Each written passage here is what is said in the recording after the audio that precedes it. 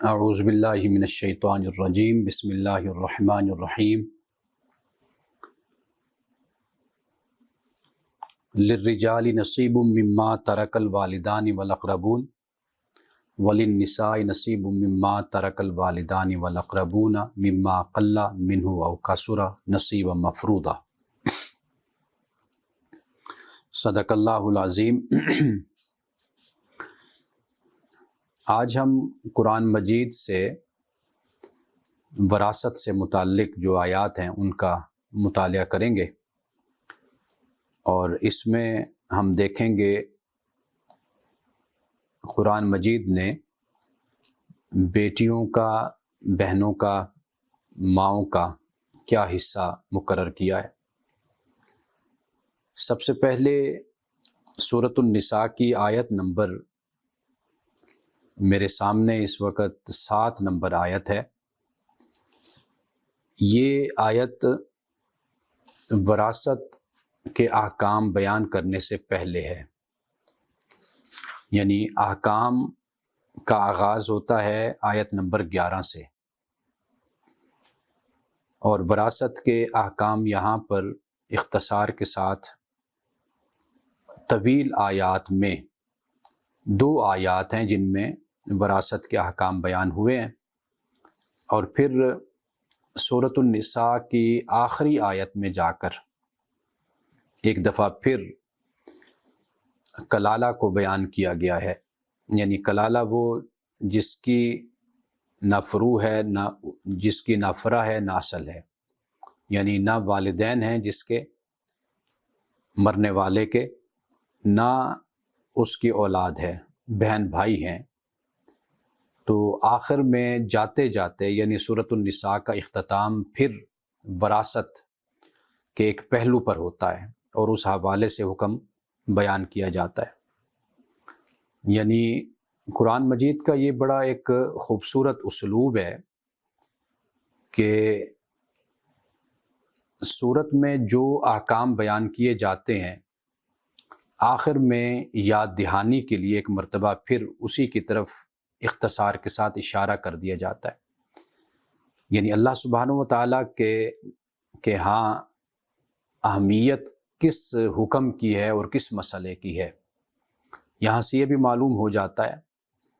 کہ وراثت کے معاملے میں اللہ سبحانہ و تعالیٰ نے سورۃ النساء کے آغاز میں بھی بیان فرمایا،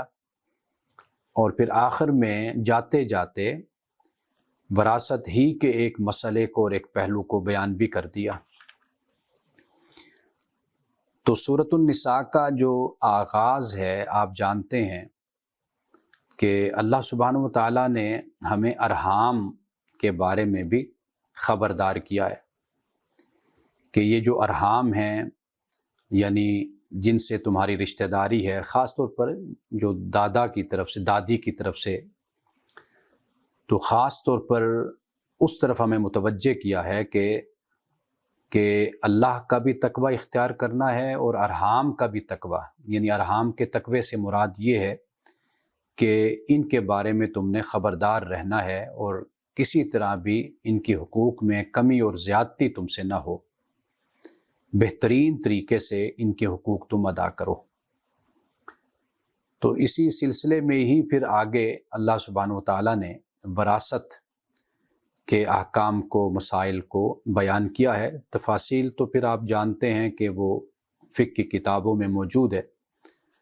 اور زیادہ تفصیل تو پھر وہیں پر ہی دیکھی جاتی ہے۔ تو جو آج کی ہماری گفتگو میں جتنا بھی ہم احاطہ کر سکے تو انشاءاللہ ہم اس کا مطالعہ ضرور ہم کریں گے۔ سب سے پہلے تو یہ جو آیت میں نے آپ کے سامنے تلاوت کی ہے، اس میں اللہ سبحانہ و تعالیٰ یہ فرماتا ہے کہ مردوں کے لیے حصہ ہے اس سے جو والدین اور رشتہ داروں نے چھوڑا، یعنی ماں باپ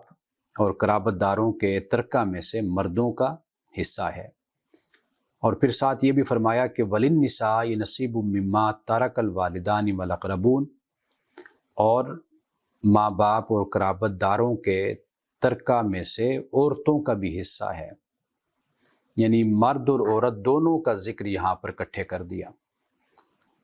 اور یہ بتا دیا کہ تھوڑا ہو یا زیادہ ہو، بہرحال حصہ نصیب مفروضہ یعنی مقرر کر دیا گیا ہے حصہ۔ اب آج تو یہ ہمیشہ میں یہ بات کہا کرتا ہوں کہ مرد اور عورت کا ذکر اس طرح آ جانا آج ہمارے لیے تو شاید یہ کوئی اتنی انہونی بات نہ ہو، لیکن اس زمانے میں کہ جب قرآن مجید اتر رہا تھا تو مرد اور عورت کی تفریق کی جاتی تھی، خدا سے بیٹے مانگے جاتے تھے، اور مادی حوالے سے اور دنیاوی حوالے سے بیٹوں کی افادیت بھی نظر آتی تھی، جنگی حوالے سے، تجارتی حوالے سے، اور اسی بنیاد پر پھر عورتوں کو محروم بھی رکھا جاتا تھا۔ ہم نے جب بیٹی کے موضوع پر گفتگو کی تھی تو میں نے آپ کو بتایا تھا کہ بیٹی کے حوالے سے یعنی ایک تو مذہبی بنیاد پر بیٹی کا حق مارا جاتا تھا یا بیٹی کو قتل کیا جاتا تھا، یا اپنی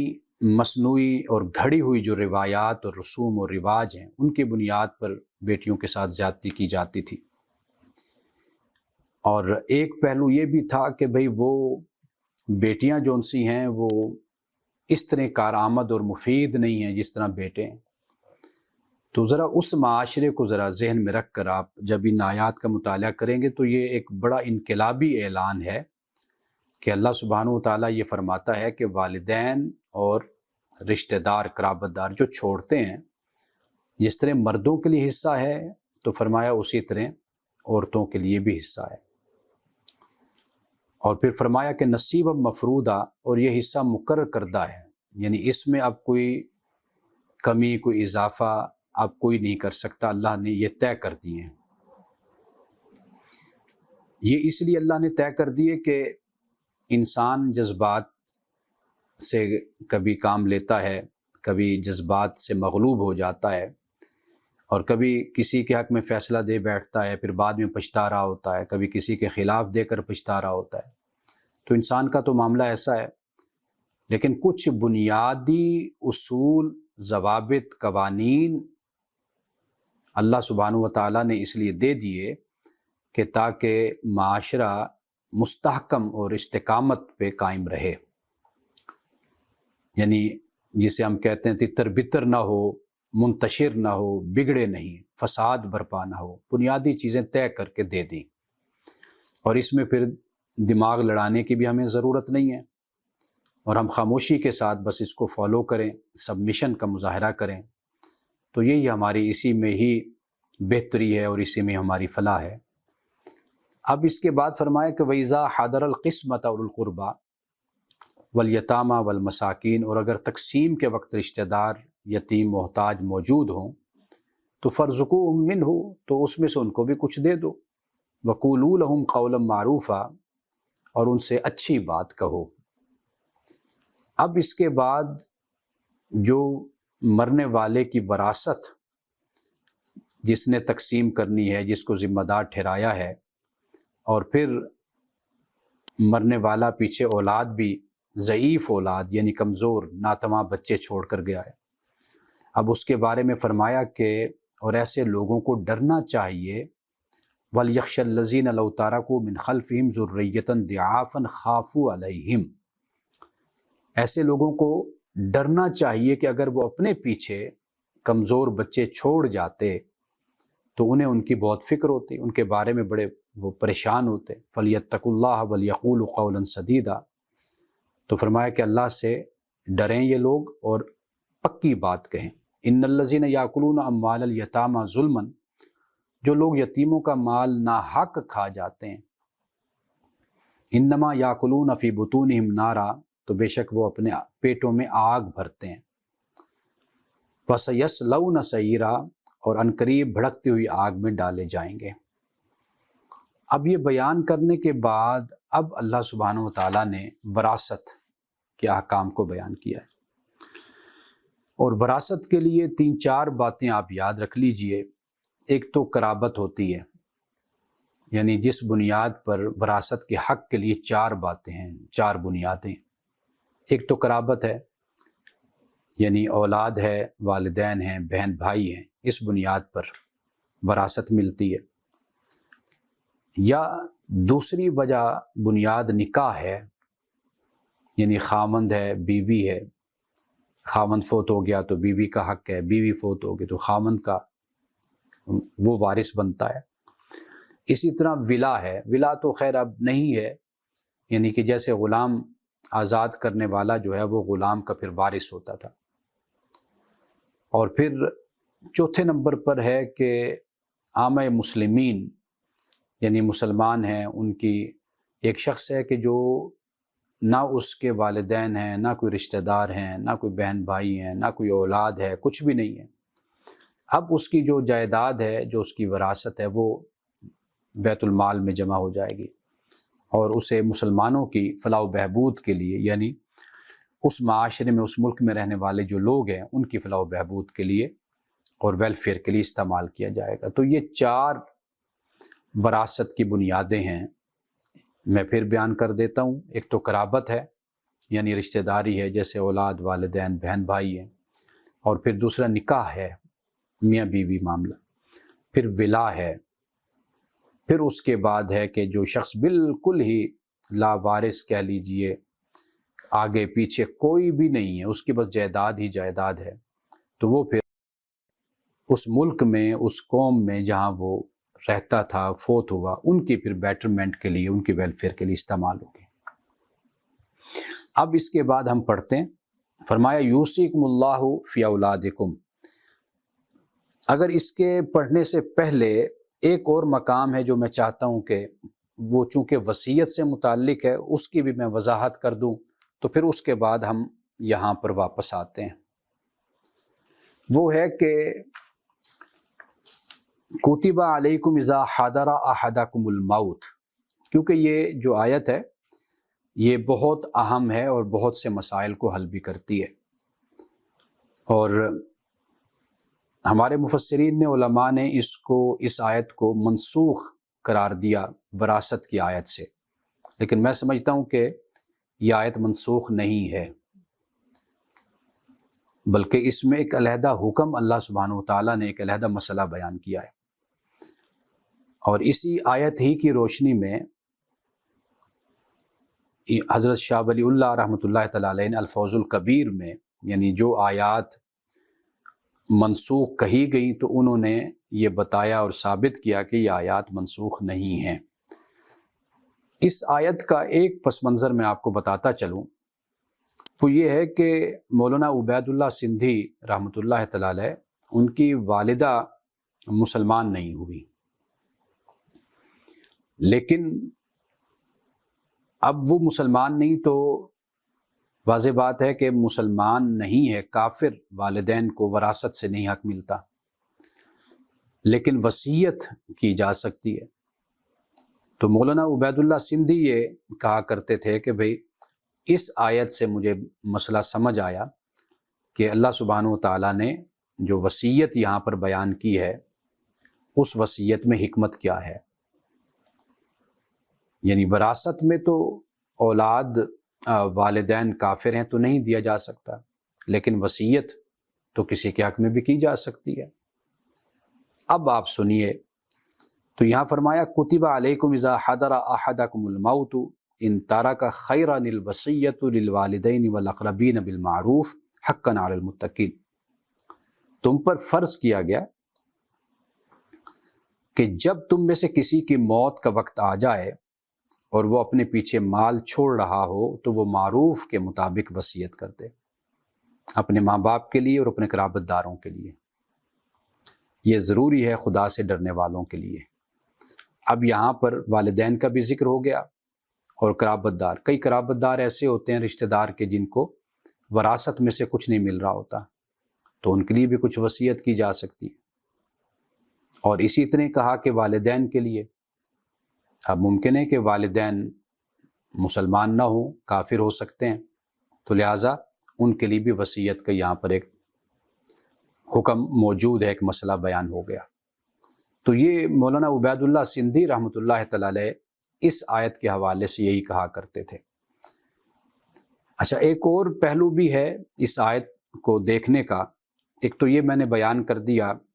کہ تم پر فرض کیا گیا کہ جب تم میں سے کسی کو موت آئے، اگر وہ چھوڑے مال تو پھر وصیت وہ کر سکتا ہے والدین اور اقربین کے لیے معروف طریقے سے۔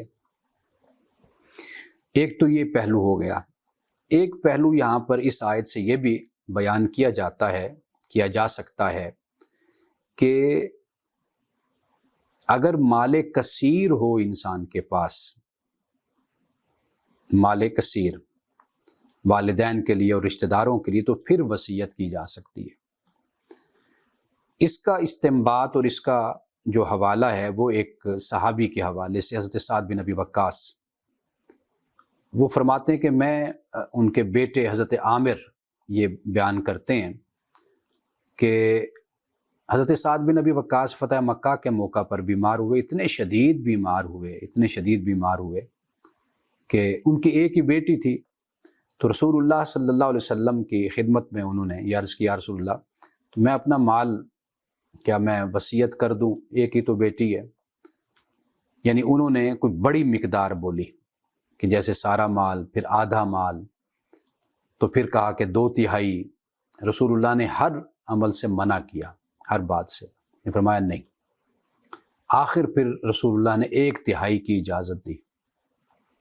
آج ہمارے ہاں آپ کو معلوم ہے کہ 1/3 وصیت کا کہا جاتا ہے، لیکن رسول اللہ نے اس موقع پر حضرت سعد بن ابی وقاص کو یہ فرمایا۔ تو اس لیے یہ کوئی یعنی پرماننٹ کوئی مستقل حکم نہیں تھا اس حوالے سے۔ اب یہ بھی ایک نقطہ نظر ہے جو میں آپ کے سامنے رکھ رہا ہوں۔ حضرت سعد بن ابی وقاص کو رسول اللہ نے یعنی جب انہوں نے کہا کہ سارا مال، پھر آدھا مال، پھر 2/3، پھر 1/3 پر آپ نے، تو اب اصل بات کیا ہے وہ یہ ہے کہ یہاں پر جو خیر فرمایا گیا نا، یہ مال کثیر کے لیے استعمال ہوتا ہے، یعنی آپ کے پاس ڈھیر سارا مال ہے تو وہ خیر کہلاتا ہے۔ تو قرآن اصل میں یہ کہہ رہا ہے کہ تم پر یہ فرض کیا جاتا ہے کہ جب تم میں سے کسی کو موت آئے، یعنی موت کا وقت آ جاتا ہے، اور پھر مال بھی اس کے پاس بہت ہے، تو پھر وہ وصیت کر سکتا ہے، یعنی بہت مال ہے والدین کے لیے، رشتہ داروں کے لیے، تو پھر وصیت ہے وہ کر سکتا ہے۔ اس لیے کہ ہمیں تعامل صحابہ سے بھی، آثار سے بھی یہ معلوم ہوتا ہے۔ حضرت عائشہ صدیقہ، حضرت علی رضی اللہ تعالیٰ عنہ، آپ کے پاس اس طرح کے مقدمے آئے اور آپ نے وصیت سے منع کیا۔ مثلا ایک شخص آیا، جی 4000 میرے پاس درہم، تو حضرت عائشہ نے منع کیا کہ بھئی تمہارے، اور اس نے یہ بتایا کہ میرے اتنے بچے ہیں، بچے زیادہ تھے، تو آپ نے فرمایا کہ نہیں، پھر تم وصیت نہ کرو، یعنی یہ ان کے لیے مال چھوڑ دو۔ اسی طرح حضرت علی رضی اللہ تعالیٰ عنہ کے پاس بھی ایک کیس آیا، تو آپ نے بھی وہاں پر یہی فرمایا کہ بھئی یہ مال کثیر نہیں ہے، زیادہ مال نہیں ہے۔ تو رسول اللہ صلی اللہ علیہ وسلم نے تاکید یہ فرمائی ہے کہ بھئی آپ وصیت کرنے سے بہتر ہے کہ آپ اپنے ورثاء کو، اپنے بچوں کو آپ خوشحال چھوڑ کر جاؤ، بجائے اس کے کہ پہلے چھوٹی سی اماؤنٹ ہے، آپ اس میں پھر وصیت کر جاؤ۔ چلیں 1/3 کو ہی ہم مان لیتے ہیں، جیسے حضرت سعد بن ابی وقاص کے مقدمہ میں رسول اللہ صلی اللہ علیہ وسلم نے فرمایا۔ تو اسی پر ہی اگر عمل ہو جائے، تو اگر ایک شخص کے پاس 10 لاکھ ہے، 1 کروڑ ہے، تو اس میں سے اگر وہ اس طرح کر جائے گا، تو اس دور میں باقی پیسے، اولاد بھی ہے پیچھے، والدین بھی ہیں، بہن بھائی بھی ہیں، اگر اس طرح تقسیم کی جائے تو کچھ بھی نہیں بچتا، خاص طور پر اولاد کے لیے۔ تو پھر وہ تو بیچاری پھر مانگتی پھرے گی، تو پھر بہتر کیا ہے، پھر یہ ہے کہ وصیت نہ کی جائے۔ اب یہاں پر یہی بات ہے، یہ مسئلہ ہے۔ 2 باتیں میں نے بیان کر دی، ایک تو حضرت مولانا عبید اللہ سندھی رحمۃ اللہ علیہ کے حوالے سے بیان کر دیا میں نے، اور دوسری بات میں نے یہ بیان کر دی کہ مال کثیر ہو تو پھر وصیت ہے، مال کثیر نہ ہو تو پھر وصیت نہیں ہے۔ اور قرآن پاک نے غیر مدار کے لفظ بھی استعمال کیے کہ یہ جو وصیت ہے نا، یہ نقصان دینے والی نہیں ہونی چاہیے۔ یہ ضد میں آ کر، جیسے باپ ہے کہ اولاد میری نافرمان، یا اولاد سے دکھ ملے، اب والد صاحب جو ہیں وہ ڈھیر ساری وصیت کر کے چلے جائیں، یعنی مال پہلے تھوڑا ہے، اوپر سے پھر وصیت بھی ہے۔ تو اب کیا ہوگا؟ اب یہی ہوگا کہ ان بچوں کو زندگی بھر تنگ دستی کا سامنا رہے گا، پریشان رہیں گے، مانگتے پھرتے رہیں گے، باپ اپنا بدلہ لے رہا ہے۔ اور خاص طور پر کلالہ کے مسئلے میں اللہ تعالیٰ نے غیر مدار فرمایا، یعنی کلالہ کہ جس کے نہ والدین نہ اولاد۔ اب وہ بہن بھائیوں کے معاملے میں انسان اگر اتنے کھلے دل کا مالک نہیں ہے تو واضح بات ہے وہ کوشش کرے گا کہ میں اپنا مال کہیں پر ٹھکانے لگا جاؤں، ان کو نہ ملے۔ تو قرآن نے کہا غیر مدار نہیں، اس طرح کی وصیت اور اس طرح کا معاملہ درست نہیں ہے، نقصان دینے والا نہیں ہونا چاہیے۔ تو یہاں پر آیت نمبر 180 ہے سورۃ البقرہ کی، یہاں پر یہ دو مسئلے پھر بیان ہو جاتے ہیں۔ تو اب اس کے بعد ہم وہاں پر واپس چلتے ہیں۔ سورۃ النساء کی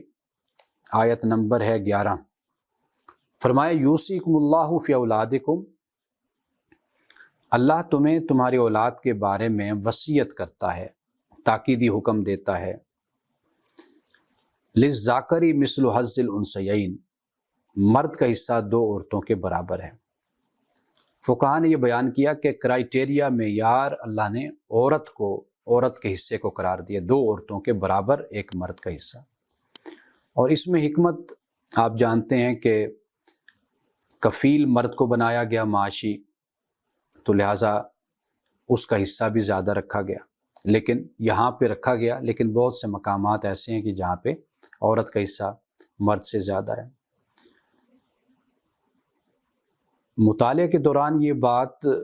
گزری ہے، میں نے شاید پہلے بھی ذکر کیا ہو کہ فقہاء کرام نے جب اس کی تقسیم کی ہے، مجھے جہاں تک یاد پڑتا ہے تو 24 حصے ایسے ہیں کہ جس میں عورت کو مرد سے زیادہ ملتا ہے، 24 یا 25 حصے۔ یعنی اس کی ڈیٹیل دیکھی جا سکتی ہے، یا میرا کوئی لیکچر ہو رمضان المبارک کے دنوں میں نے دیا ہے، مجھے یاد ہے 1-2 سال پہلے، تو اس میں نے بڑی تفصیل کے ساتھ یہ بتایا تھا کہ تقریباً کوئی 24 یا 25 مقامات یا حصے ایسے ہیں کہ جہاں عورت کو مرد سے زیادہ ملتے ہیں۔ تو یہاں پر یہ فرمایا کہ مرد کا حصہ دو عورتوں کے برابر ہے۔ فَإِن كُنَّ نِسَاءً فَوْقَ سَنَتَيْنِ فَلَهُنَّ ثُلُثَا مَا تَرَكَ، اگر عورتیں 2 سے زائد ہیں تو ان کے لیے 2/3 ہے اس مال سے جو مورث چھوڑ کر گیا ہے۔ مورث یعنی جس کی وراثت ہے، جو چھوڑ کر گیا، تو اس میں سے عورتیں 2 سے زائد ہیں تو ان کے لیے 2/3 ہے، اور اگر وہ اکیلی ہے تو پھر اس کے لیے آدھا ہے۔ اور آگے فرمایا کہ میت کے ماں باپ کو دونوں میں سے ہر ایک کے لیے 1/6 حصہ ہے اس مال کا جو وہ چھوڑ گیا ہے، بشرطے کہ مرنے والے کی اولاد ہو۔ اور اگر مرنے والے کی اولاد نہیں ہے اور اس کے ماں باپ اس کے وارث ہوں تو اس کی ماں کا پھر 1/3 حصہ ہے، اور اگر اس کے بھائی بہن ہوں تو اس کی ماں کے لیے 1/6 حصہ ہے۔ یہ حصے وصیت نکالنے کے بعد یا قرض کی ادائیگی کے بعد ہے جو وہ کر جاتا ہے۔ یہ قرض بھی یعنی بہت ضروری ہے، ورنہ یہ اس کا بوجھ ہوتا ہے۔ تو وصیت اور قرض یہ 2 کام ہوں گے، پھر اس کے بعد جائیداد کی تقسیم کی جائے گی۔ اب اس کے بعد فرمایا کہ تمہارے باپ ہوں یا تمہارے بیٹے ہوں، تم نہیں جانتے کہ ان میں تمہارے لیے سب سے زیادہ نفع دینے والا کون ہے۔ اب یہ بات اس لیے کہہ دی گئی کہ اس حوالے سے فیصلے انسان نہیں کر سکتا، وہ جذبات سے مغلوب بھی ہوتا ہے، مرعوب بھی ہوتا ہے، اور غلط فیصلے بھی کر بیٹھتا ہے۔ تو یہ اللہ نے جو فیصلے کر دیے، اللہ کو پتہ ہے کہ کس کو کتنا دینا ہے، نفع مند کون ہے، تو لہٰذا ان حصوں پر کسی کی طرح کی بھی کوئی کلام، کوئی بحث، کوئی گفتگو نہیں ہو سکتی۔ ان اللہ کان علیما حکیما، بے شک اللہ علم والا، حکمت والا ہے۔ وَلَكُمْ نِصْفُ مَا تَرَكَ أَزْوَاجُكُمْ، اور تمہارے لیے اس مال کا آدھا حصہ ہے جو تمہاری بیویاں چھوڑیں۔ یعنی اب یہ آنرشپ بیوی کی ہے مال پر۔ اور اگر آپ عرب کے کلچر کو اور تاریخ کا اگر آپ مطالعہ کریں، اب تو بہت آسان ہے، آپ گوگل پہ چلے جائیے، لکھیے، ذرا دیکھیے، تو اب تو بڑی کتابیں PDF میں آپ کو مل جائیں گی کہ جہاں پہ آپ دیکھیں کہ عرب کی تاریخ میں عورتوں کے ساتھ کیا سلوک کیا جاتا تھا، بلکہ ہماری جدید دنیا میں بھی ایک آدھی صدی گزری ہے کہ عورت کو ملکیت کا حق دیا گیا۔ تو یہاں پہ آپ دیکھیے کہ فرمایا کہ تمہارے لیے اس مال کا آدھا حصہ ہے جو تمہاری بیویاں چھوڑیں، یعنی بیویوں کی بھی آنرشپ ہے، ملکیت ہے، ان کی بھی جائیداد ہے، ان کی بھی وراثت ہے۔ پھر فرمایا فَإِن كَانَ لَهُنَّ وَلَدٌ فَلَكُمُ الرُّبُعُ مِمَّا تَرَكْنَ مِن بَعْدِ وَصِيَّةٍ يُوصِينَ بِهَا أَوْ دَيْنٍ، اور یہ جو آدھا حصہ ہے یہ بشرطے کہ اولاد نہ ہو،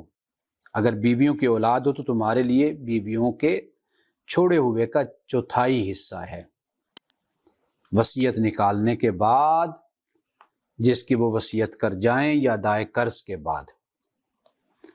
وَلَهُنَّ الرُّبُعُ مِمَّا تَرَكْتُمْ إِن لَّمْ يَكُن لَّكُمْ وَلَدٌ، اور بیویوں کے لیے کیا ہے؟ چوتھائی حصہ ہے اس سے جو تم نے چھوڑا اگر اولاد نہیں ہے۔ فَإِن كَانَ لَكُمْ وَلَدٌ، پھر اگر اولاد ہے تو فَلَهُنَّ الثُّمُنُ، تو پھر بیویوں کے لیے 8واں حصہ ہے۔ مِمَّا تَرَكْتُم مِّن بَعْدِ وَصِيَّةٍ تُوصُونَ بِهَا أَوْ دَيْنٍ، اس کے بعد کہ جو تم نے جو چھوڑا اس میں سے وصیت ادا کی جاتی ہے اور پھر قرض ہے وہ بھی ادا کیا جاتا ہے، تو پھر یہ سارا وراثت پھر جو بچے گی وہ تقسیم ہوگی۔ وَإِن كَانَ رَجُلٌ يُورَثُ كَلَالَةً أَوِ امْرَأَةٌ، اب یہاں پہ کوئی مورث جو ہے، مورث یعنی وراثت چھوڑنے والا، دنیا سے جانے والا مرد ہو یا عورت، جس کا اب کلالہ ہے، وہ نہ اصول اور نہ فروع، جیسے میں نے پہلے آپ کو بتایا، نہ والدین ہیں نہ اولاد ہے، لیکن وَلَهُ أَخٌ أَوْ أُخْتٌ، بھائی یا ایک بہن۔ اب یہ اخیافی بہن آپ کہہ لیجئے، اخیافی یعنی اخیافی ہوتا ہے کہ جو ماں کی طرف سے ہوتے ہیں، اور علاقی وہ ہوتے ہیں کہ جو باپ کی طرف سے ہوتے ہیں، اعیانی یا حقیقی وہ ماں باپ کی اولاد۔ اب یہاں پہ فرمایا کہ اس کے ایک بھائی یا ایک بہن ہو تو دونوں میں سے ہر ایک کے لیے چھٹا حصہ ہے، اور اگر وہ اس سے زائد ہو تو وہ 1/3 میں شریک ہوں گے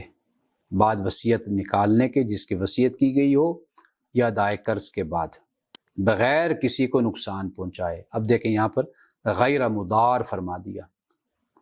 وہاں پر پہلے نہیں فرمایا، یہاں پر فرمایا، لیکن یہ جو حکم ہے یہ سب کے لیے ہے، یعنی انسان کی عقل ہے، سمجھ ہے، یہ بات انڈرسٹینڈ کر سکتا ہے کہ بھئی کوئی بھی معاملہ ہو، یعنی وراثت کے حوالے سے کسی کے ساتھ بھی زیادتی نہیں ہونی چاہیے، نہ اولاد کے ساتھ زیادتی ہو اور نہ بیوی کے ساتھ ہو، نہ خاوند کے ساتھ ہو، نہ والدین کے ساتھ ہو، نہ بہن بھائیوں کے ساتھ، کسی کے ساتھ بھی زیادتی نہیں ہونی چاہیے۔ وصیۃ من اللہ، فرمایا اللہ کی طرف سے حکم ہے، فاللہ علیم حلیم، اور اللہ تعالیٰ علم والا، حلم والا ہے۔ اور یہاں پہ یہ بات بھی میں عرض کرتا چلوں کہ یہ احکام ہے انسان کے مرنے کے بعد کے۔ زندگی میں جب انسان جو چاہتا ہے، دینا چاہتا ہے کسی کو، اپنے اولاد میں سے کسی کو زیادہ دینا چاہتا ہے، کسی کو کم دینا چاہتا ہے، تو وہ کر سکتا ہے۔ مثال کے طور پر کوئی بیٹا ہے کہ اس نے زیادہ خدمت کی تو اس کو سمجھتا ہے کہ بھئی میں ہدیتاً دوں، اس کو تحفہ دوں، یا کوئی بچہ کمزور ہے معاشی حوالے سے تو اس کی کسی طریقے سے وہ مدد کرتا ہے، اس کا مال ہے۔ یہ جو ہمارے ہاں اولاد اپنا حق جتا رہی ہوتی ہے نا والدین کی زندگی میں، اور ان کو ستا کے رکھ رہی ہوتی ہے کہ ایسے لگتا ہے کہ بس ماں باپ نے جو کمایا، محنت کی، جو جوڑا، اب اولاد ایسے سوار ہو جاتی ہے سر پر کہ بس یہ ہمیں زندگی میں ہم چھین لیں ان سے۔ تو شرعی، قانونی اور اخلاقی طور پر کوئی حق نہیں ہوتا اولاد کا اس پر کہ وہ زبردستی اپنے والدین کے مال کا، جائیداد کا، بینک بیلنس کا مالک بن بیٹھے۔ وہ والدین کی زندگی ہے، وہ ان کا مال ہے، ان کی جائیداد ہے،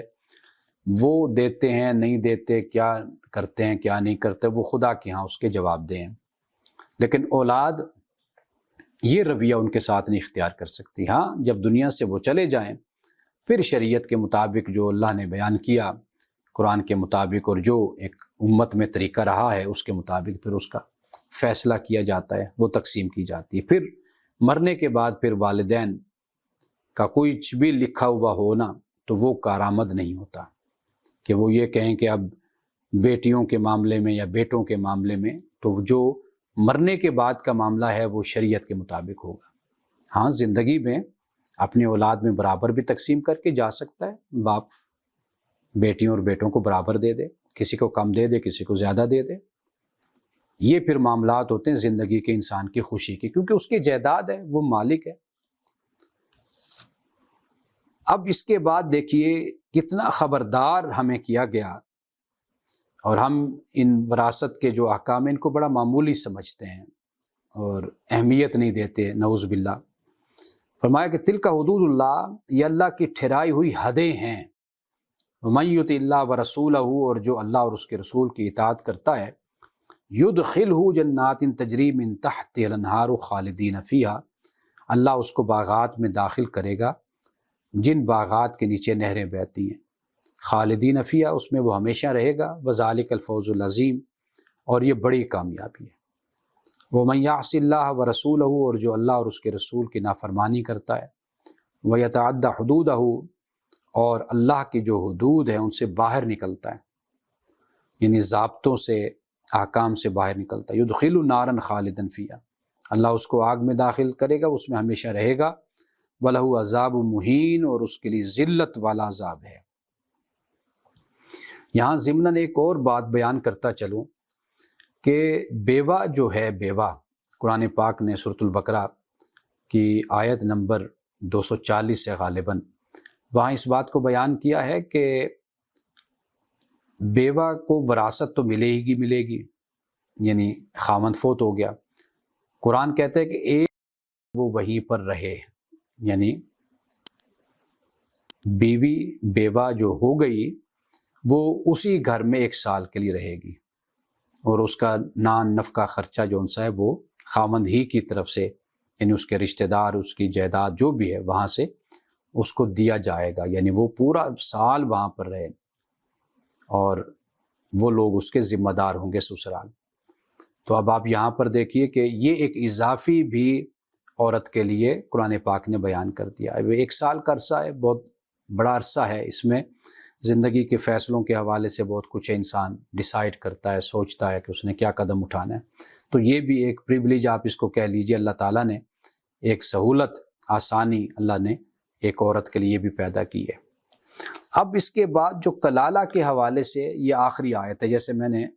آغاز گفتگو میں یہ کہا کہ جاتے جاتے بھی اللہ سبحانہ و تعالیٰ نے اس مسئلے کو بیان کیا ہے، اور وہ کیا بیان کیا؟ فرمایا کہ یستفتونک، لوگ آپ سے پوچھتے ہیں، فتویٰ مانگتے ہیں آپ سے، فیصلہ چاہتے ہیں آپ سے، قل اللہ یفتیکم فی الکلالہ، کہ کہہ دو کہ اللہ تمہیں کلالہ، یعنی جس کا جیسے میں نے کہا اصول اور فروع نہیں ہے، بہن بھائی کے علاوہ کوئی وارث نہیں ہے، تو فرمایا کہ اللہ تم کو کلالہ کے بارے میں حکم دیتا ہے، بتاتا ہے۔ وہ کیا ہے؟ ان امرؤ ہلک لیس لہ ولد ولہ اخت فلہا نصف ما ترک، میں اگر کوئی شخص مر جائے اور اس کی کوئی اولاد نہ ہو اور اس کے ایک بہن ہو تو اس کے لیے اس کے ترکہ کا نصف ہے۔ اب اس کی تفصیل آپ تفاسیر میں کم ملتی ہمیں، پھر وہ جو آگے فقہا کا کام ہے اس میں پھر دیکھا جا سکتا ہے اس کو۔ تو بہرحال یہ ہے کہ اگر جو پہلے آیات ہم نے پڑھی کلالہ کی، وہاں پر خیافی مراد لیا جائے، اور یہاں پر پھر آگے جو اپنے ہیں بہن بھائی وہ مراد لیے جائیں، تو پھر یہ مسئلہ حل ہوتا ہے۔ فرمایا کہ اگر کوئی شخص مر جائے اور اس کی کوئی اولاد نہ ہو اور اس کے ایک بہن ہو تو اس کے لیے اس کے ترکہ کا نصف ہے، اور وہ مرد اس بہن کا وارث ہوگا اگر اس کی بہن کی کوئی اولاد نہ ہو، اور اگر 2 بہنیں ہوں تو ان کے لیے اس کے ترکہ کا 2/3 ہوگا، اور اگر کئی بھائی بہن مرد عورتیں ہوں تو ایک مرد کے لیے 2 عورتوں کے برابر حصہ ہے۔ یبین اللہ لکم ان تضلوا، اللہ تمہارے لیے یہ بیان کرتا ہے کہ تاکہ تم گمراہ نہ ہو۔ واللہ بکل شیء علیم، اور اللہ ہر شے کا علم رکھنے والا ہے۔ یہ آج وراثت کے حوالے سے چند مسائل میں نے آپ کے سامنے رکھے ہیں، اور صرف یہ نہیں ہے کہ یہ عورت کا حق بیان ہوا یہاں پر، بلکہ سورۃ النساء میں ہی اللہ سبحانہ و تعالیٰ نے اس بات کی تلقین ایمان والوں کو کی ہے کہ بھئی عورتوں کے وارث بھی تم زبردستی نہیں بن سکتے۔ یہ دیکھیے، یا ایھا الذین آمنوا لا یحل لکم ان ترثوا النساء کرہا، اے ایمان والو یہ جائز نہیں تمہارے لیے کہ تم عورتوں کو زبردستی اپنی میراث میں لے لو، یعنی عورتوں کے تم وارث بن جاؤ۔ یعنی عورت جائیداد کتنے سمجھی جاتی تھی کہ مرد اس کا وارث، تو بلکہ قرآن نے یہ بیان کیا کہ عورت تو خود میراث رکھتی ہے، وراثت رکھتی ہے، اور جب وہ دنیا سے جائے تو پھر اس کی وراثت میں سے مرد کو حصہ ملتا ہے۔ یہ ایک ایکویلٹی اس چیز میں as a person, as a شخص، ایز اے شخصیت قرآن پاک نے عورت کو مرد کے برابر یہاں پر بیان کیا ہے۔ اور اسی سورۃ النساء کی ایک اور آیت ہے جو میں جاتے جاتے آپ کے سامنے میں رکھتا ہوں، یہ دیکھیے، فرمایا کہ وَلَا تَتَمَنَّوْا مَا فَضَّلَ اللَّهُ بِبَعْضِكُمْ عَلَىٰ بَعْضٍ، اور تم ایسی چیز کی تمنا نہ کرو جس میں اللہ نے تم میں سے ایک کو دوسرے پر فضیلت دی ہے۔ اب یہ فضیلت کیا ہے، میں اس پر پہلے کسی درس قرآن میں تفصیل سے بات کر چکا ہوں، مختصر بتا دیتا ہوں کہ فضیلت ایک کو دوسرے پر دینا، اس سے یہ ہرگز مطلب یہ نہیں ہے کہ جو دوسرا ہے وہ ناقص ہے، نامکمل ہے۔ ایک کو دوسرے پر فضیلت دینے سے مراد یہ ہے کہ یہ خوبی، یہ وصف یا یہ کوالٹی یہ اس پہ غالب ہے، یعنی اس کی شخصیت میں زیادہ نمایاں ہے، اور یہ والی خوبی، یہ وصف اور یہ کوالٹی یہ اس کی شخصیت میں زیادہ نمایاں ہے۔ جیسے مثال کے طور پر آپ دیکھیے کہ ایک عالم ہے، وہ ایک ہی وقت میں حدیث کا بھی ماہر ہے، فقہ کا بھی ماہر ہے، قانون کا بھی ماہر ہے، تفسیر کا بھی ماہر ہے، لیکن معاشرے میں اس کی نمایاں خصوصیت یا اس کی اپنی ذات میں جو اس کی خصوصیت ہے وہ حدیث پر ہے۔ ہم اس کو محدث کہتے ہیں، حالانکہ وہ مفسر بھی ہوتا ہے، وہ فقیہ بھی ہوتا ہے۔ اسی طرح کوئی اور اگر آپ دیکھیں گے تو آپ دیکھیں گے کہ وہ فلسفی ہے۔ ابن رشد کو مثلا آپ لے لیجئے، اب ابن رشد صرف فلسفی نہیں ہے، ابن رشد فقیہ بہت بڑے ہیں، ان کی فقہ پر بڑی شاندار کتاب ہے جو عربی سے اردو ہم نے کروائی ہے، ہندوستان کے عالم دین ہیں انہوں نے اسے اردو میں کیا، غالباً بدایت المجتہد اس کا نام ہے۔ تو اب وہ بہت بڑے فلسفی بھی ہیں، لیکن آپ دیکھیے کہ فقہ میں بھی ان کا ہے۔ تو ایسا ہوتا ہے کہ ایک معاملے میں کوئی شخص نمایاں ہوتا ہے ایک خوبی میں یا ایک کوالٹی میں، جیسے میں کہہ رہا ہوں قابلیت میں آپ کہہ لیجئے۔ یہی معاملہ عورت مرد کا ہے۔ مرد اگر کفیل بنتا ہے تو بچوں کی پیدائش، بچوں کی تخلیق، یہ فضیلت عورت کو مرد پر حاصل ہے کہ اللہ تعالیٰ نے اس کو اپنی صفت، جسے تخلیق، صفت تخلیق کہتے ہیں، وہ اللہ نے عورت کو دی ہے۔ تو اس حوالے سے عورت کی فضیلت مرد پر ہو جاتی ہے۔ مرد کو اللہ تعالیٰ نے رزق، جیسے مولانا روم کی میں یہ بات ہے جو دہرا رہا ہوں اپنے الفاظ میں، تو وہ کہتے ہیں، فرماتے ہیں کہ مرد کو اللہ نے رزق کی جو فضیلت ہے، یعنی یہ پہلو اپنا وصف صفت، یہ اللہ نے مرد میں رکھا کہ اس کو کفیل بنایا، یہ کماتا ہے، محنت کرتا ہے، رزق، واللہ خیر الرازقین، اللہ رزق دینے والوں میں سے بہترین رزق دینے والا ہے، یعنی رزق دینے والے اور بھی ہیں، رازق اور بھی ہیں۔ تو اسی طرح عورت کو اللہ سبحانہ و تعالیٰ نے احسن الخالقین، پیدا کرنے والوں میں بہترین پیدا کرنے والا وہ تو خدا کی ذات ہے، لیکن صفت خلقیت جو ہے، تخلیق، یہ اللہ نے عورت کو دی ہے۔ تو اب ایک لحاظ سے عورت مرد پر فضیلت رکھتی ہے، دوسرے لحاظ سے مرد عورت پر فضیلت رکھتا ہے۔ تو ہمارے ہاں نہ جانے اس طرح کی بحثیں کیوں شروع ہو گئی۔ اسلام تو ان بحثوں سے، قرآن تو ان بحثوں سے بالکل پاک ہے، صاف ہے۔ صنف اور جینڈر کی بنیاد پر کوئی تقسیم اور کوئی تفریق اور کوئی فضیلت نہیں ہے۔ اب یہ دیکھیے، فرمایا کہ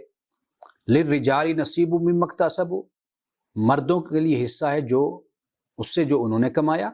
وَلِلنِّسَاءِ نَصِیبٌ مِّمَّا اکْتَسَبْنَا، عورتوں کے لیے حصہ ہے اس سے جو عورتوں نے کمایا۔ اب یہاں سے کمانے کا بھی پتہ چل گیا، یعنی عملی طور پر دونوں با اختیار ہیں، نتیجہ پھر اپنا جو بھی نکلے گا دونوں بھگتیں گے اپنی جگہ پر۔ جو کانسیکوینسز ہوں گے مرد کے اعمال سے نکلیں گے، مرد کو اس کا حصہ ملے گا، عورت کے اعمال سے نکلے گا، عورت کو ملے گا۔ اب اس کے بعد آگے جو فرمایا وَاسْأَلُوا اللَّهَ مِن فَضْلِ، اللہ سے اس کا فضل مانگا کرو۔ ان اللہ بکل شیء علیم، بے شک اللہ ہر شے کا علم رکھنے والا ہے۔ ایک آیت کو اگر آپ دیکھیں گے نا، ہماری بدقسمتی یہ ہے کہ ہم جس آیت سے اپنا مفہوم بیان کر رہے ہوتے ہیں، یعنی اپنے جو ایک روایتی سوچ، جیسے میں نے آپ سے کہا کہ بھئی عورت کو کمتر بنا لیا، مرد کو برتر بنا لیا، اب یہ روایتی سوچ ہم نے، یعنی جسے میں مصنوعی ایک سوچ کہتا ہوں، یہ گھڑی ہوئی آرٹیفیشل، یہ جو سوچ ہے قرآن کی اسی آیت کا اگلا حصہ اس کو رد کر رہا ہوتا ہے۔ یعنی ہم ایک آیت سے فضیلت بیان کر رہے ہیں، اپنی فضیلت جو ہماری سوچ میں ہے، جو ہمیں بتائی جاتی ہے معاشرے میں، اگلی آیت اس کا رد کر رہی ہوتی ہے۔ جیسے فرمایا للرجال نصیب مما اکتسبوا، مردوں کے لیے حصہ ہے اس سے جو انہوں نے کمایا، اور عورتوں کے لیے حصہ ہے اس سے جو عورتوں نے کمایا۔ اب یہاں پر یعنی وہ جو خام خواہ کی فضیلت کا ایک تصور ہم نے قائم کر رکھا، ایک ہی آیت کا اگلا حصہ اس کو رد کر رہا ہوتا ہے۔ اور پھر اسی طرح آگے جو ہم نے جب فضیلت پر بات کی تھی تو آیت نمبر 34 جو ہے، اس پر میں نے آپ کو بتایا تھا کہ یہاں پر بھی اللہ سبحانہ و تعالیٰ نے جو فضیلت فرمائی، بما فضل اللہ بعضهم علی بعض، قرآن میں ایک جگہ پر بھی یہ نہیں ہے کہ اللہ نے مردوں کو عورتوں پر فضیلت دی ہے، بعضهم علی بعض، ایک دوسرے پر دی ہے فضیلت۔ کسی میں مرد ممیز ہے عورت سے، کہیں پر عورت مرد سے ممیز ہے، یعنی دونوں میں فرق اللہ تعالیٰ نے بعضهم علی بعض کے لفظ بولے ہیں۔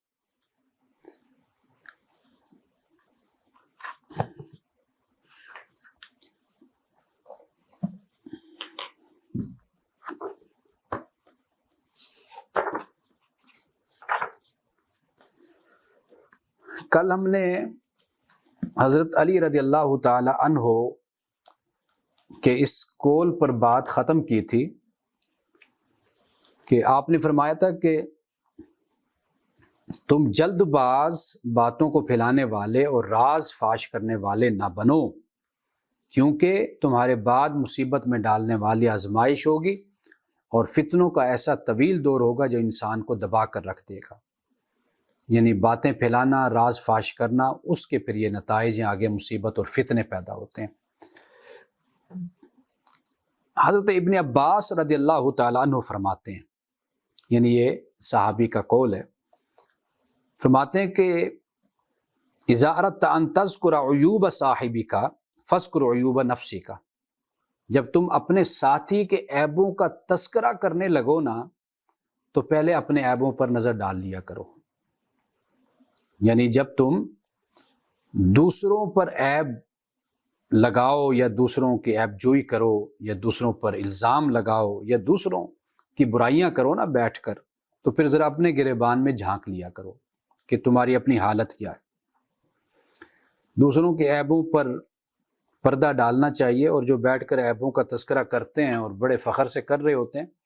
تو وہ در حقیقت اپنے اس رویے سے ہی بتا رہے ہوتے ہیں کہ ہمارا کوئی کردار نہیں ہے، ہمارا کوئی اخلاق نہیں ہے۔ رسول اللہ صلی اللہ علیہ وسلم کی بڑی خوبصورت حدیث ہے، فرمایا کہ یبصر احدکم القذاۃ فی عین اخیہ وینسی الجزع او الجزع فی عینہ معترضا او الجزل فی عینہ معترضا، فرمایا کہ تمہیں دوسروں کی آنکھ کا تنکا بھی نظر آ جاتا ہے اور خود اپنی آنکھ میں پڑا شتیر بھی نظر نہیں آتا۔ یہ جو ہم تنکا اور شتیر کا ہم نے ایک محاورہ ہمارا اردو میں ہے نا، تو یہ رسول اللہ صلی اللہ علیہ وسلم کی یہ حدیث ہے،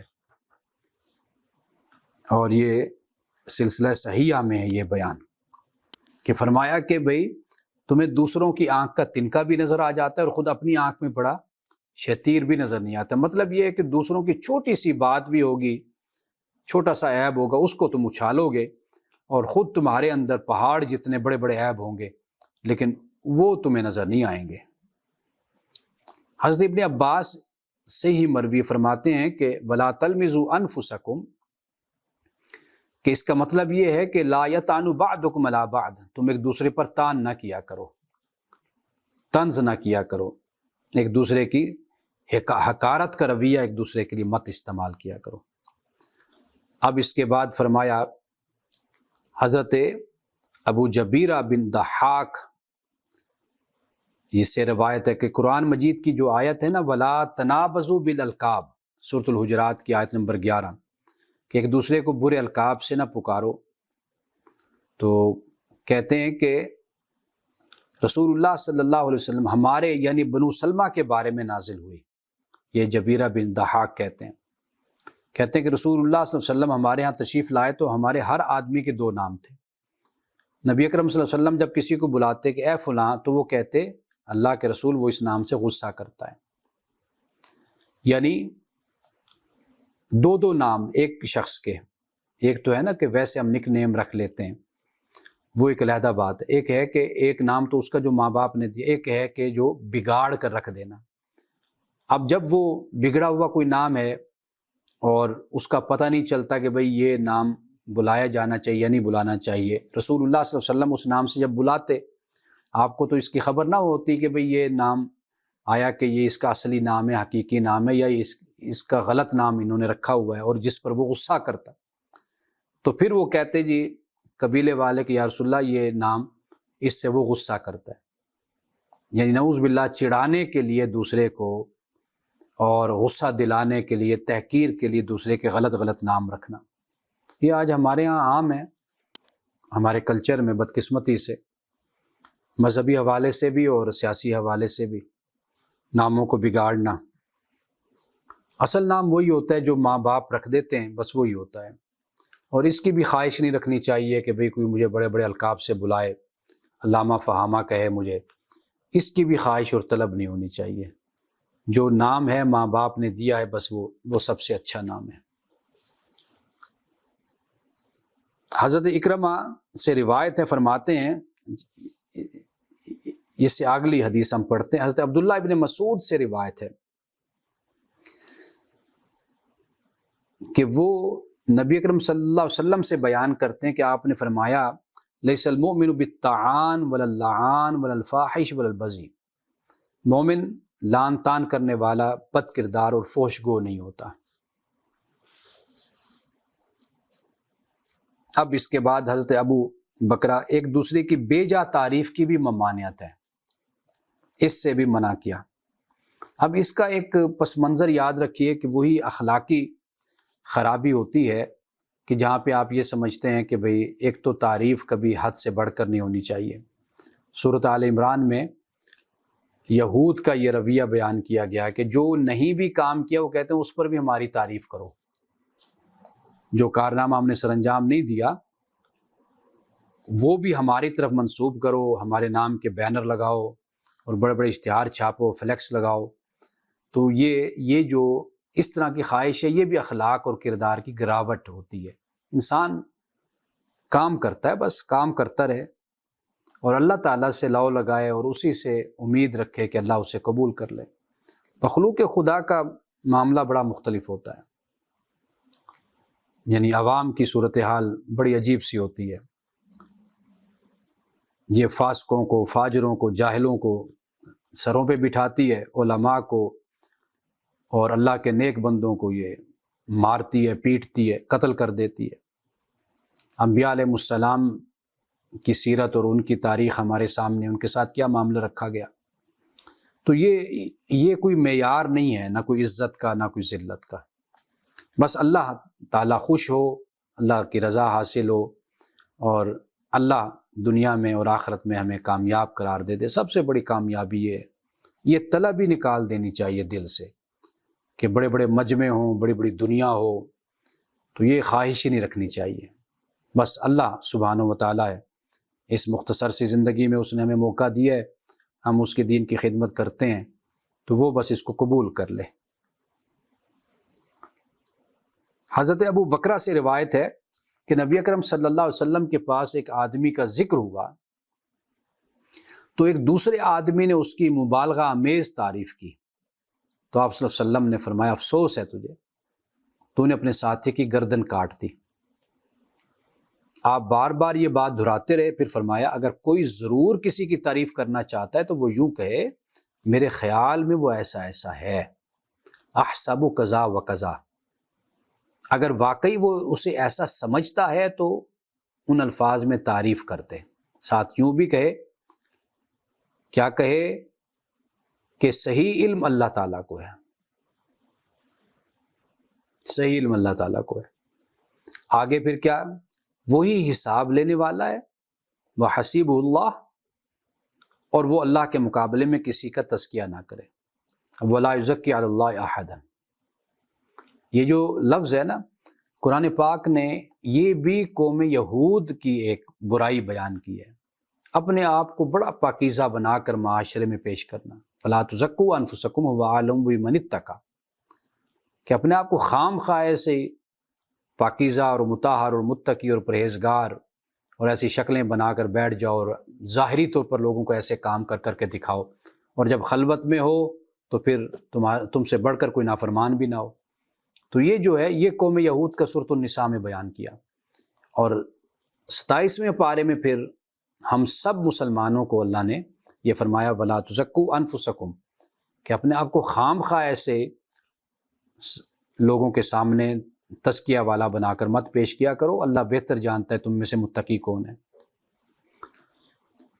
اب اس کے بعد یعنی اب یہاں پر یہ ذہن میں رکھ لیجئے کہ جس سے اخلاقی خرابی پیدا ہوتی ہے نا، وہاں پر منع کیا گیا ہے۔ کچھ لوگوں کو بڑی عادت ہوتی ہے دوسروں کو بس اٹھا کے پتہ نہیں کہاں بٹھا دیتے ہیں، پہاڑ کی چوٹی پر جا کر بٹھا آتے ہیں، وہ پھر وہ اتنا اس میں ہوا بھر دیتے ہیں اس بندے میں کہ وہ پھر نیچے نہیں اترتا۔ تو یہ طریقہ بہت ہی غلط ہوتا ہے، جتنی حقیقت ہو کسی کی تعریف کرنی اتنی ٹھیک ہے، لیکن یہ بھی دیکھ لیا جائے کہ اس تعریف سے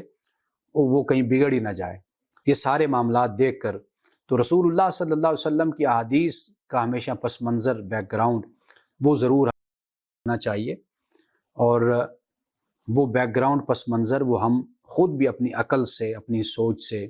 اور اپنے ماحول سے ہم سمجھ سکتے ہیں کہ کہاں پر ہمیں بات کہنی چاہیے اور کہاں پہ ہمیں نہیں کہنی چاہیے۔ حضرت ابو موسیٰ اشعری سے روایت ہے کہ نبی اکرم صلی اللہ علیہ وسلم نے ایک آدمی سے سنا کہ وہ کسی کی تعریف کر رہا ہے، اور صرف تعریف نہیں کر رہا بلکہ ویتری ہی خوب مبالغہ آرائی سے کام لے رہا ہے۔ تو نبی اکرم صلی اللہ علیہ وسلم نے فرمایا اہلکتم، تم نے اس کو ہلاک کر دیا، او قطعتم، یا یوں فرمایا تم نے اس آدمی کی کمر توڑ دی۔ اب ایسے لوگ ہوتے ہیں، آپ تعریف یعنی مبالغہ جب آپ کرتے چلے جائیں تو وہ پھر سست ہو جاتے ہیں، اپنی تعریف سن کر نا، بجائے اس کے وہ زیادہ ایکٹیو ہوں۔ مثلا ملازمین ہیں، اگر آپ تعریف کریں کہ اچھے ہیں آپ، تو دوسرے دن وہ ڈیوٹی پہ لیٹ آئے گا۔ یہ جو طریقہ جگہ دیکھ کر، شخص دیکھ کر مناسب طریقے سے کام کی تعریف ہونی چاہیے۔ حضرت یزید بن شریک تیمی سے روایت ہے کہ ہم سیدنا عمر کی مجلس میں تھے کہ ایک آدمی نے دوسرے آدمی کی موجودگی میں تعریف کی، تو سیدنا عمر نے فرمایا تو نے اس آدمی کو ہلاک کر دیا، اللہ تجھے ہلاک کرے۔ یہ حضرت عمر رضی اللہ تعالیٰ عنہ نے فرمایا۔ اب واضح بات ہے کہ تعریف کرنے والے نے حد سے زیادہ کوئی تعریف کی ہوگی، یا جس کی ہوگی وہ اس لائق نہیں ہوگا، اس کو زیادہ خراب کر دینے والی بات ہو گئی۔ اب حضرت عمر رضی اللہ تعالیٰ عنہ نے فرمایا، یعنی یہ الفاظ بھی ہمیں ملتے ہیں، تعریف کرنا کیا ہے؟ المدح ذبح، تعریف کرنا ذبح کر دینا۔ تو امام بخاری کیا فرماتے ہیں؟ یعنی اذا قابلہا، ذبح اس وقت ہوگا جب وہ تعریف کو قبول کرے۔ اور یہ بھی ایک حدیث ہمیں مرفوعاً ہمیں ملتی ہے کہ رسول اللہ نے فرمایا کہ ایک دوسرے کی مدح سرائی سے بچو، کیونکہ یہ ذبح کرنے کے مترادف ہے، یہ فرمایا۔ یعنی تھوڑا سا اگر آپ ان حدیثوں کو پڑھیں گے نا تو آپ کو خود یہ آپ کا احساس جو ہے یہ آپ اس فیصلے تک پہنچیں گے کہ یہ جو ایک وہ جسے وہ فارسی میں کہتے ہیں نا، من ترا حاجی بگویم تو مرا حاجی بگو، میں تجھے حاجی کہتا ہوں تو مجھے حاجی کہہ. تو یہ جو اصل چیز ہے اس سے منع کیا گیا ہے. یعنی ایک پورا کلچر چاپلوسی والا وجود میں، فلیٹرنگ کا وجود میں آ جاتا ہے کہ ایک دوسرے کی بس تعریفیں ہو رہی ہیں. جیسے افسروں کی جو ماتات ہوتے ہیں وہ تعریفیں کرتے رہتے ہیں، تو اوپر والے اور اوپر والوں کی تعریفیں کرتے رہتے ہیں. یہ جو ایک اس طرح کا کلچر وجود میں آتا ہے نا، در حقیقت یہ اس کی مذمت ہو رہی ہے. یہ نہ آپ کبھی سمجھیے گا کہ بھئی آپ اپنی اولاد کی تعریف نہیں کر سکتے، یا اولاد اپنے والدین کی تعریف نہیں کر سکتے، یا ایک اچھا انسان ہے، اچھا آپ کا باس ہے، اور آپ جن کے پاس کام کرتے ہیں، آفس میں ہیں یا کمپنی میں، فرم میں، وہ اچھے لوگ ہیں، اچھی فیملی ہے، اچھا خاندان ہے، آپ ان کی تعریف نہیں، یہ نہیں بات. اب جو محسن ہوتا ہے اس کی تعریف تو کرنی ہوتی ہے، اور یہ حق ہے. من لم یشکر الناس و من لم یشکر اللہ، کہ جو لوگوں کا شکر ادا نہیں کرتا اس نے اللہ کا شکر ادا نہیں کیا. اس کی ممانعت نہیں ہے. ہاں، یعنی مبالغہ یا جھوٹی یا ایک پورا کلچر وجود میں لے آتے ہیں نا لوگ، دفتروں میں بیٹھے ہوئے ہیں اور ادھر ادھر بیٹھے ہیں. ہاں، تو یہ جو کلچر اور یہ جو طریقہ ہے نا، در حقیقت اس کی ممانعت ہے. ہم